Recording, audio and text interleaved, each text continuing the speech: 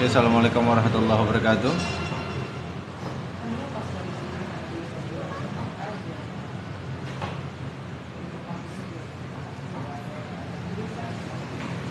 Halo, assalamualaikum warahmatullahi wabarakatuh. Boleh di follow dulu dan tatap layar sambil nunggu yang lain. Elis, follow tatap layar dulu ya sambil nunggu yang lain ya.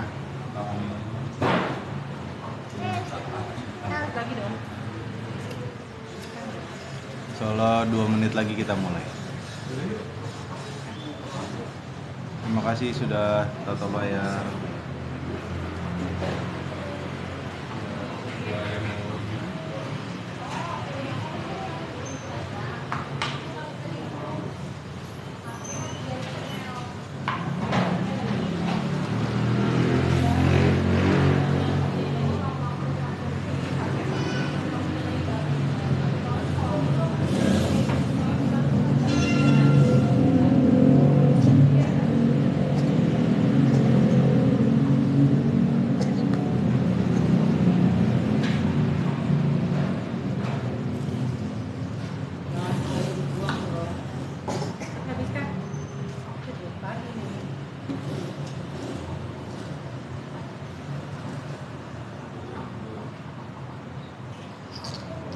Buat mainan sama gue.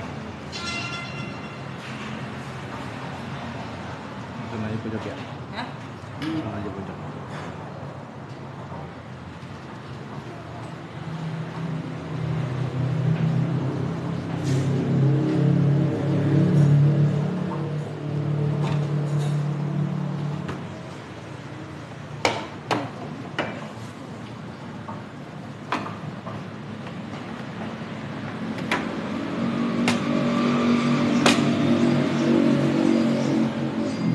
Assalamualaikum, Amran, Cicik Bunda.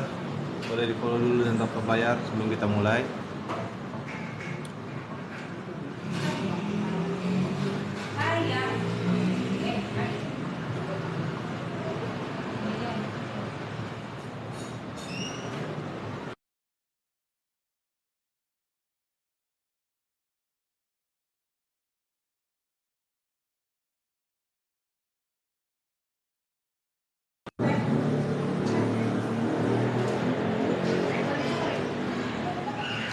Vera Dewi, terima kasih sudah bergabung. Boleh join dan tetap layar.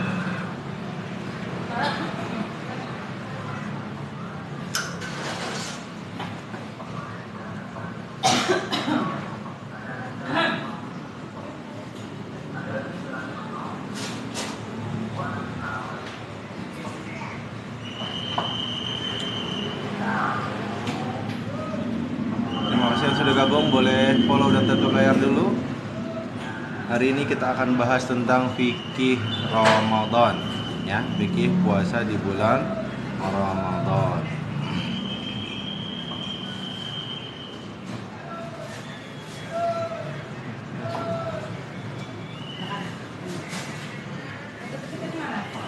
Ya, kita mulai ya. Alhamdulillah, salatu wassalamu ala rasulillah wa ala alihi wa sahbihi wa mawalah wa la hawla wa la quwata illa billah. Alhamdulillah, pada kesempatan kali ini Allah masih izinkan kita untuk sama-sama tafaqquh fiddin. Nah, sekarang kita akan bahas yang agak berat sedikit. Fikih Ramadan. Yang pertama kita bahas tentang rukun puasa dulu. Rukun puasa itu cuma 2. Yang pertama menahan diri dari hal-hal yang membatalkan puasa. Yang kedua menepati waktunya. Jadi nahan dari subuh sampai maghrib, ya. Kalau cuma nahan doang tapi waktunya nggak ditepati, maka puasanya batal. Waktunya ditepati tapi hal-hal yang membatalkan puasa nggak dijaga, maka puasanya juga batal. Jadi rukun puasa cuma 2. Ya, lalu awal dan akhir bulan puasa. Nah, bagaimana cara menentukannya? Para ulama secara umum terbagi menjadi 2 pandangan, ya. tentang bagaimana masuknya bulan Ramadan atau bulan-bulan yang lain sebenarnya. Kenapa bulan Ramadan spesial? Karena berkaitan dengan ibadah yang spesial juga. Maka biasanya di bulan Ramadan itu sebelum masuk Ramadan atau sebelum masuk bulan Syawal, itu biasanya ada ru'yatul hilal bersama ormas-ormas, puluhan ormas Islam diundang oleh Kementerian Agama dan seterusnya. Nah, apa dua mazhab dalam tanda kutip ya? Dua mazhab itu, yang pertama adalah yaitu mayoritas jumhurul ulama, yaitu yang mengikuti manhaj ru'yatul hilal. Ru'yatul hilal itu ya dengan melihat, ya dengan melihat. Tapi ada juga sebagian ulama yang mengatakan bahwa metodenya nggak perlu ru'yah, cukup hisab. Hisab itu artinya kita hitung, ya kita hitung. Nah, kalau di Indonesia secara awam kita bisa katakan bahwa yang mengikuti ru'yatul hilal itu Nahdlatul Ulama, dan yang mengikuti hisab itu Muhammadiyah.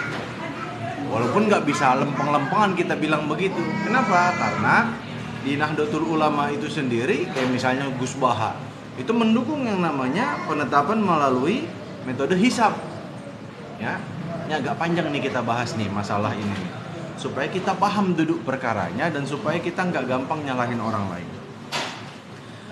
Hukum asal, hukum asal ini kalau bicara hukum asal dulu ya, antara ru'yatul hilal sama hisab sebenarnya lebih kuat dalil ru'yatul hilal.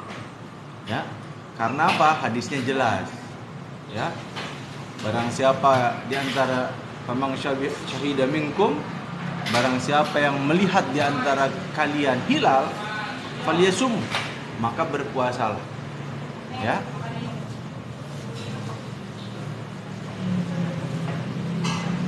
Ya, maka berpuasalah. Nah, adapun yang mengikuti manhaj hisab itu punya dalil juga, ya. Jadi kalau hilal terlihat maka berpuasa. Kalau hilal nggak terlihat maka sempurnakan bulannya itu. Nah, tapi bagi yang menggunakan metode hisab itu punya dalil juga, hadis. Nah, hadisnya itu dikatakan maka hitunglah.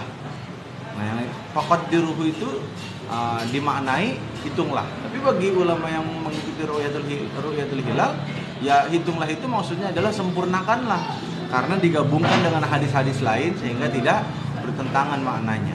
Jadi secara umum, secara awam kita katakan mayoritas ulama mengatakan bahwa yang dijadikan patokan adalah ru'yatul hilal ketika kita melihat hilal. Nah, ru'yah ini ada dua. Ada ru'yah global, ada ru'yah per matla. Matla itu apa ya? Matla itu satuan daerah. Jadi dari mana ke mana itu matlanya apa gitu. Ngerti nggak? Nah, jadi satuan daerah. Nah, kalau Indonesia itu matlanya Indonesia, Malaysia, Singapura, Brunei Darussalam, dan Malaysia, Brunei Darussalam, Indonesia, itulah matlanya itu. Nah, dari ru'yatul hilal yang global sama yang permatla, mana yang lebih kuat? Yang lebih kuat adalah yang permatla, karena bisa jadi di satu matla itu berbeda dengan matla yang lain. Biar nggak terlalu pusing, intinya kalau menurut saya lebih aman ikut keputusan pemerintah, karena di situ sudah ada musyawarah dari berbagai macam ormas dan seterusnya, ya. Nah, tapi kalau misalnya hisab itu nggak bisa dibilang nggak punya dalil juga, punya dalilnya. Nah, justru metode hisab ini berguna kalau kita ada di daerah minoritas muslim, di mana belum banyak masjid, belum banyak tempat buat sholat Idul Fitri dan seterusnya. Kebayang nggak kalau misalnya sholat Idul Fitri belum dipastikan, sementara tempat itu harus di booking sepekan atau mungkin 2 pekan sebelumnya, gimana caranya? Maka menggunakan metode hisab jauh lebih aman dalam konteks ini. Ya, metode hisab jauh lebih aman dalam konteks ini. Nah, lalu rentang waktu puasa, ya.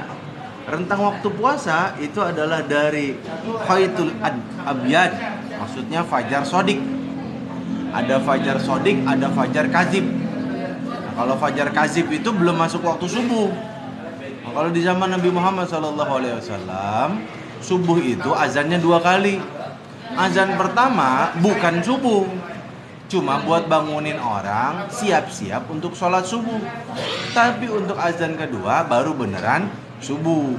Nah, ini yang kemarin saya jelaskan, banyak orang keliru memahami hadis bahwa ketika udah azan subuh boleh lanjutin makan. Itu kalau azan pertama, bukan masuk waktu, lanjutin makan. Kenapa? Karena belum masuk waktu subuh. Tapi kalau udah azan kedua, maka harus berhenti. Nah, permasalahannya di Indonesia, azan subuh itu mayoritas cuma 1 kali. Nah, kalau mayoritas cuma 1 kali, yang dimaksud azan subuh ya beneran subuh, berarti harus berhenti makan, ya. Lalu syarat sah puasa. Siapa yang sah puasa? Yang pertama adalah orang yang beragama Islam.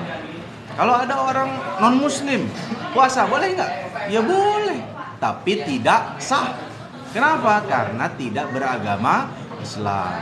Yang kedua, baligh, artinya sudah dewasa. Dewasa menurut agama Islam bukan dewasa yang kita pahami loh ya, bukan. Kalau di Indonesia dewasa 17-18. Kalau dewasa dalam pandangan Islam, kalau perempuan sudah haid, kalau laki-laki sudah keluar spermanya, baik itu lewat mimpi basah ataupun tidak. Ya. Bagi yang ingin bertanya silakan langsung aja ditanyakan, kita lanjut aja nih, ya. Yang ingin bertanya silakan lanjut aja ditanya. Lalu syarat sah yang ketiga adalah berakal. Jadi orang gila nggak wajib puasa. Ya. Yang keempat syaratnya adalah mukim. Mukim itu apa? Sedang tidak melakukan perjalanan safar. Ya. Karena orang yang safar tidak diwajibkan berpuasa. Lalu suci dari haid dan nifas. Ya. Kalau orang haid nifas bukan sekedar nggak sah, nggak boleh, bahkan haram berpuasa. Ya. Lalu mampu berpuasa. Kalau orang mampu berpuasa wajib. Kalau tidak mampu berpuasa boleh untuk tidak berpuasa. Lalu niat. Niat ini menjadi syarat. Orang nggak sah puasanya kalau nggak niat. Nah, niat ini ada 2 macam pendapat ulama. Jumhurul ulama mengatakan niat yang dimaksud adalah niat setiap malam sebelum subuh. Jadi kalau mau puasa besok, maka malam sampai subuh, sebelum subuh kita udah niat. Itu menurut mayoritas ulama. Setiap malam di bulan Ramadan. Tapi kalau untuk mazhab Maliki, nah ini sebagian kecil ulama, menurut mazhab Maliki tidak wajib berniat setiap malam. Cukup niat yang sifatnya ijmali, niat keseluruhan. Saya niat untuk sholat puasa di bulan Ramadan karena Allah Ta'ala. Mau pakai bahasa Indonesia, mau pakai bahasa Arab, mau nggak diucapin juga nggak apa-apa. Karena mahalun niyah fil qalbi, tempatnya niat adalah di hati. Adapun mengucapkan niat itu bukan niat itu sendiri. Bahkan kalau ada orang mengucapkan nawaitu shauma ghadin ana adai fardhi sahri ramadhana hazihi sanati lillahi ta'ala, tapi dia nggak ngerti apa yang dia omongin, dia tetap aja puasanya nggak sah. Karena niat itu harus dalam hati. Apa yang kita ucapkan hanya menguatkan apa yang dalam hati. Dalam mazhab Syafi'i, niat ini hukumnya sunnah. Ya. Jadi, kalaupun kita nggak hafal niatnya, udah nggak apa-apa. Nah, untuk mazhab Maliki, niatnya itu ijmali 1 bulan. Untuk mazhab Syafi'i, niatnya mayoritas ulama bukan mazhab Syafi'i. Oh, niatnya setiap malam. Nah, kalau guru saya ngajarin niatnya itu digabung aja. Niatnya digabung aja, ya. Lalu sunnah-sunnah ketika berpuasa. Ini ntar kita bahas di pas puasa aja lah ya. Apa hukum berpuasa di bulan Ramadan? Hukumnya haram, mau di bulan Ramadan haram, di luar Ramadan haram. Tapi apakah membatalkan puasa? Tidak. Kecuali dia melakukan sesuatu yang membatalkan puasa, ya. Nah, apa saja yang membatalkan puasa? Yang pertama, makan dan minum dengan sengaja. Muta'ammidan, dengan sengaja. Kenapa dengan sengaja? Karena kalau enggak sengaja tidak membatalkan puasa. Terima kasih yang sudah tetap layar. Yang baru bergabung boleh di follow dulu dan tetap layarnya. Jadi kalau kita makan nih misalnya bulan Ramadan, jazakallah khair Gigi, ya. Boleh di follow Gigi yang sudah memberikan apresiasinya. Lalu kalau makan kita, minum kita di bulan Ramadan tapi nggak sengaja, maka tidak batal puasanya. Misalnya kita lagi puasa, tiba-tiba kita makan. Misalnya kita makan, nggak sadar bahwa ternyata puasa. Didiemin aja sama istri kita. Udah makan, udah enak tuh, makan satu piring melentung, makan lagi satu piring melentung, 2 piring melentung. Habis itu minumnya es jeruk, minumnya es jus jambu, mantep. Habis itu minum air putih, baru diingetin sama istrinya, "Bang, kan puasa." Ya alhamdulillah udah kenyang duluan ya. Puasanya batal apa enggak? Enggak batal. Kenapa? Karena tidak sengaja. Tapi kalau misalnya udah diingetin, "Bang, puasa," jadi haram itu makanan dimakan. Kenapa? Karena bisa membatalkan puasa. Ya. Yang kedua, keluar mani dengan sengaja. Ya, keluar mani dengan sengaja.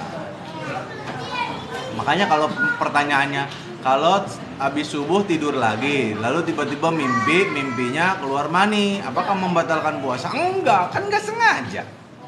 Jadi yang membatalkan puasa ketika keluar maninya dengan sengaja. Baik itu dirangsang dengan nonton video porno ataupun dirangsang dengan dikocok pakai tangan atau pakai apapun. Pokoknya selama itu dalam kategori sengaja, maka batal puasanya. Lalu yang ketiga, muntah dengan sengaja. Kemarin ada pertanyaan, kalau muntahnya itu karena penyakit bagaimana? Nggak batal, karena kalau penyakit berarti tidak sengaja. Tapi kalau muntahnya karena sengaja, maka itu batal. Nah, muntah itu ada 2 kondisi. Kalau muntah yang tidak sengaja, ya, mau muntahnya itu tiba-tiba ketelan lagi atau gimana, nah itu nggak batal. Tapi kalau muntahnya disengaja, maka itu membatalkan puasa. Lalu yang keempat, keluarnya darah haid dan nifas bagi perempuan ini ya. Jadi kalau misalnya haid atau nifas, maka puasanya batal walaupun 1 menit sebelum azan. Makanya kalau kita setiap hari itu lihat jadwal. Sekarang kan udah keren teknologi. Misalnya jam segini, 1 menit sebelum azan tiba-tiba batal puasanya karena haid, maka dia harus qadha. Lantas bilang, kasihan dong orang udah seharian puasa cuma gara-gara semenit. Allah tidak akan pernah menyia-nyiakan amalan hambanya. Tetap dapat pahala dari Allah Subhanahu wa taala. Ya, jadi jangan ngerasa sia-sia puasa, nggak ada yang sia-sia. Tetap Allah kasih pahala. Baik itu Allah berikan di dunia ataupun Allah kasih di akhirat nanti. Ustaz, gimana cara memaksimalkan Ramadan untuk ibu-ibu yang punya bayi dan anak kecil? Nah, justru ketika kita punya bayi dan punya anak kecil, yang pertama, suami harus bantuin istrinya. Karena suami istri itu bikin anaknya bareng, bikin anak bareng-bareng, tapi ngurusnya cuma istri sendirian. Kurang ajar itu namanya jadi suami. Saya jadi suami, saya juga puasa. Kalau misalnya bulan Ramadan istri saya kesulitan, saya bantu. Jadi yang pertama, suami harus bantu istri. Sebagaimana Rasulullah Muhammad SAW juga membantu istrinya dalam urusan rumah tangga. Yang kedua, kalau misalnya kita lagi gendong bayi, bisa sambil tilawah. Ya, bisa sambil tilawah. Misalnya kita setel YouTube atau setel aplikasi baca Quran. Sambil qori'nya baca, sambil kita ikutin qori'nya baca. Bisa. Ya, atau sambil kita ngasuh anak, sambil kita dengerin ceramahnya ustadz, hitungannya kategori ikut majelis taklim, niatin ikut majelis taklim. Ya, bisa juga sambil nyuci, sambil sholawat, sambil semuanya bisa. Ya, capeknya kita dalam puasa, capeknya kita ngurus anak segala macam, itu semua ada hitung-hitungannya di hadapan Allah Subhanahu wa taala. Bukan cuma perempuan, laki-laki juga begitu. Emang enak apa? Lagi puasa tengah hari bentek, peteng-teng panas itu, nyari rezeki segala macam. Ya tetap harus sabar, namanya juga hidup. Kalau nggak mau capek, ya masuk surga. Di surga kagak ada yang namanya capek, ya. Lanjut. Yang kelima, gila atau pingsan. Orang misalnya hari ke-15 Ramadan, tiba-tiba dia gila 5 menit sebelum puasa. Dihitung tuh. Oh, berarti dia ninggalin Ramadannya berapa hari, ya kan? Ninggalin dikodok tuh yang itunya tuh, ya. Ntar ketika misalnya dia sadar lagi, dibayar tuh, puasa yang kodoknya itu. Nah, atau pingsan, ya misalnya itu pingsan, tiba-tiba bangun udah puasa, gitu, ya, itu batal juga. Kalau kita jarang sholat berjamaah tapi sholat sendiri terus gimana? Laki apa perempuan? Kalau perempuan ya emang sunnahnya di rumah, tapi boleh di masjid, nggak boleh dilarang kalau mau ke masjid. Tapi kalau laki-laki sunnahnya sebaliknya, di masjid, tapi boleh di rumah. Tapi kalau keseringan di rumah, sayang, ya, pahalanya luar biasa. Ya, kita lanjut ya. Murtad, orang yang murtad batal puasanya, ya. Yang ketujuh, berniat untuk berbuka. Jadi kagak niat puasanya itu. Atau gue buka juga nih, batal udah. Ya, nggak boleh main-main sama yang namanya puasa. Lalu yang ke-8, merokok. Merokok itu masuk kategori makan dan minum. Karena sebenarnya yang diharamkan itu memasukkan sesuatu ke 5 dubur, ke 5 lubang hidung. Makanya kalau kita mau kumur-kumur, masuk ke mulut misalnya. Kalau kumur-kumur, kata Nabi, kumur-kumur dan istinsyar itu harus sungguh-sungguh, usahakan sungguh-sungguh, kecuali di bulan Ramadan. Oh begitu, saya laki-laki paling sholat berjamaah, sholat Jumat, tarawih, Idul Fitri. Secara hukum fikih, kalau kita ngikutin pendapat mazhab Syafi'i, nggak dosa, tapi sayang dilewatkan begitu saja. Apalagi kalau kita pakai mazhab Hambali, haram hukumnya, ya. Kalau saya ngambil pendapat yang memudahkan aja, tapi jangan dimudah-mudahkan, jangan digampangin, ya. Lalu apa tadi? Pokoknya kalau kumur-kumur jangan terlalu semangat, malah ketelen. Dan istinsyak juga jangan terlalu semangat. Nah, surat yang dibaca apa aja? Surat apa? Maksudnya surat apa? Surat yang dibaca surat apa? Surat saat apa nih? Lalu merokok. Tadi apa? Mulut, hidung, kuping. Makanya kalau kita korek kuping nggak boleh pakai korek kuping alatnya itu, nggak boleh. Kalau cuma sekedar begini, nggak masalah. Tapi kalau udah sampai pakai alat, nggak boleh. Itu kah pertanyaan sebelumnya? Surat yang dibaca. Oh, surat apa aja? Saat bulan Ramadan kita disunahkan untuk menghatamkan Al-Quran sebanyak-banyaknya. Jadi baca surat-surat apa aja sampai terakhir kita baca apa, lanjutin udah. Ya, Nabi Muhammad ketika bulan Ramadan menghatamkan Al-Quran 2 kali di hadapan malaikat Jibril. Di bulan lain biasanya cuma satu kali. Nah, kalau Imam Syafi'i mau lebih luar biasa lagi, beliau hatam Al-Quran di bulan Ramadan itu 1 harinya 2 kali. Jadi 1 bulan beliau hatam Al-Quran 60 kali. Allahu Akbar. Kita jangankan 60 kali, 6 juz aja udah. 60 juz aja luar biasa. 60 juz berarti berapa? 2 kali. 2 kali. Ingat. Lalu jima, bersetubuh laki perempuan haram. Ya, di bulan puasa membatalkan puasa. Tadi apa? Mulut, hidung, kuping. Nah, apa lagi? Lalu dari kelamin, khususnya perempuan. Maka kalau perempuan, kalau misalnya cebok pas bulan Ramadan, itu pakai ini, usahakan. Jangan pakai ini. Karena kalau pakai ini udah memasukkan sesuatu nah itu batal. Tapi kalau ceboknya cuma pakai ini, mohon maaf nih ya, ini misalnya kelamin perempuan, ceboknya begini. Nah, kalau pakai ini doang nggak batal. Tapi kalau udah sampai ininya dimasukin sampai begini, batal. Ya. Lalu belakang. Kalau gibah membicarakan orang lain saat puasa itu batal atau enggak? Saat batal pahala puasanya, merusak pahala puasa. Berdasarkan sabda Nabi Muhammad SAW, asyamu junnah. Puasa itu adalah perisai. Perisai dari apa? Perisai dari api neraka. Selama tidak dilubangi. Dilubangi dengan apa? Dilubangi dengan maksiat. Dalam riwayat yang lain dikatakan maksiatnya itu spesifik. Apa itu? Ghibah. Itu penyakitnya orang puasa. Orang puasa itu penyakitnya adalah penyakit ghibah. Habis perut lapar, bingung ngapain ya? Udah ngomongin orang. Udah capek-capek nahan lapar, jadi sia-sia.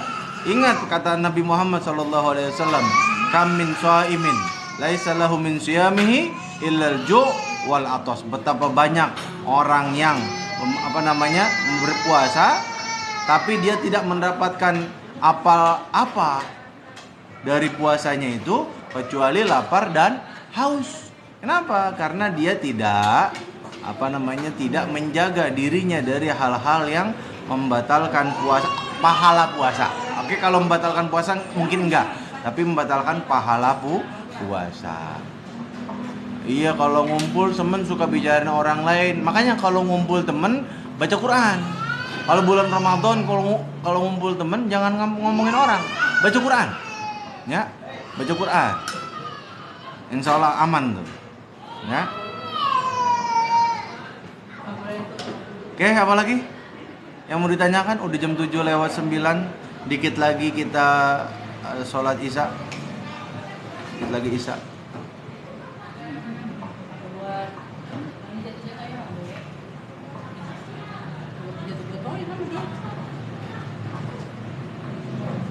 Ada lagi yang mau ditanyakan?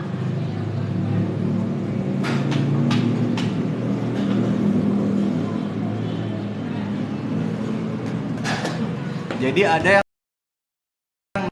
dan ada yang namanya batal pahala puasa. Nah, puasa itu adalah perisai selama tidak dilubangi dengan maksiat, khususnya ghibah.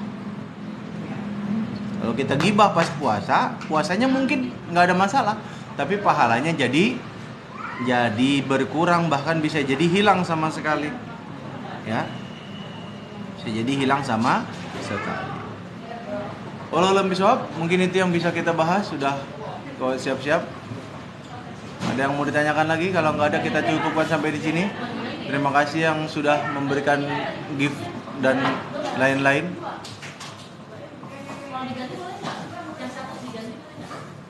Ya, terima kasih yang sudah memberikan gift dan lain-lain. Kita lanjutkan insya Allah besok kalau ada kesempatan, mudah-mudahan Allah izinkan. Terima kasih dan jangan lupa setiap jam 6:30 sampai jam 7 insya Allah kita isi dengan majelis ilmu, pembahasan tentang ilmu. Wallahu a'lam bishawab. Assalamualaikum warahmatullahi wabarakatuh. Kita tutup dengan doa kafaratul majelis. Subhanakallahumma bihamdika asyhadu an la ilaha illa anta astaghfiruka wa atubu ilaik. Assalamualaikum warahmatullahi wabarakatuh.